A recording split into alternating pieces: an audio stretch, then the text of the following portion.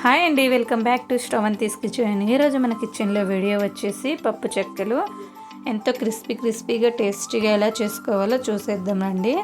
నేను చూపించిన ప్రాసెస్లో చేసి చూడండి. చెక్కలు కూడా స్మాల్గా క్రిస్పీగా చేసేసుకోవచ్చు. ముందుగా వచ్చేసి రేషన్ బియ్యం తీసుకొని శుభ్రం చేసుకొని మిల్లాడించేసుకోవాలి. ఇలా మిల్లాడించుకుంటే సరిపోతుంది పిండి. తర్వాత వచ్చేసి ఒక కప్పు పెసరపప్పు తీసుకొని కొన్ని వాటర్ పోసి 30 మినిట్స్ పక్కన పెట్టేసుకున్నాం. తర్వాత మిక్సీ జార్లో కొన్ని పచ్చిమిర్చి, అల్లం, కరివేపాకు, కొంచెం జీలకర్ర వేసి మిక్సీ పట్టేసుకున్నాం. చూడండి, ఇలా పట్టేసుకుంటే సరిపోతుంది. మనం 30 మినిట్స్ పక్కన పెట్టేసుకున్న పెసరపప్పు ఈ పిండిలో వేసేసుకుందాం. మిక్సీ పట్టుకున్న పేస్ట్ కూడా వేసేసుకుందాం. టేస్ట్కి సరిపడా సాల్ట్, 1 స్పూన్ వెన్న వేసుకొని అంతా ఇలా కలిపేసుకుందాం. ఇలా కలుపుకోవాలి. అంతా ఇలా కలుపుకుంటే సరిపోతుంది. అలా కలుపుకున్న తర్వాత కొంచెంగా వాటర్ పోసుకుంటూ అంతా ఇలా కలిపేసుకుందాం.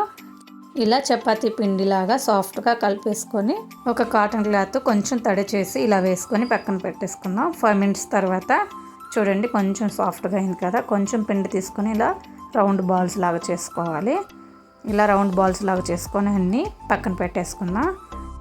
అయితే చెక్కలు వత్తేసుకునే మిషన్ చూపిస్తున్నా చూడండి. ఈ మిషన్లో ఫస్ట్ అయితే పాలిథీన్ కవర్ ఉంచేసి కొంచెం ఆయిల్ అప్లై చేసుకొని పిండి ముద్దకు కూడా కొంచెం ఆయిల్ అప్లై చేసి పైన నుంచి మరో పాలిథీన్ కవరు ఉంచి ఇలా పెట్టేసి వత్తేసుకోవటమేనండి. చూడండి ఎంత చక్కగా రౌండ్గా వచ్చాయో, ఎంత రౌండ్గా వచ్చేసాయి కదా. ఇలా వత్తేసుకొని ఒక కాటన్ క్లాత్ మీద అన్నీ ఇలా వేసేసుకొని పక్కన పెట్టేసుకుందాం. తర్వాత వచ్చేసి డ్రీ ఫ్రైకి ఆయిల్ పెట్టేసుకుందాం. ఆయిల్ వేడయ్యాక అన్నీ ఇలా 1 by 1 ఇలా వేసేసుకుందామండి. అన్నీ ఇలా వేసుకున్నాక రెండో వైపుకి టర్న్ చేసేసుకుందాం. అన్నీ అలా టర్న్ చేసుకున్నాక కొంచెం గోల్డెన్ బ్రౌన్ కలర్లోకి వచ్చేసాక సర్వ్ చేసేసుకుందామండి. అంతే అండి, ఎంతో టేస్టీ అయిన పప్పు చెక్కలు రెడీ.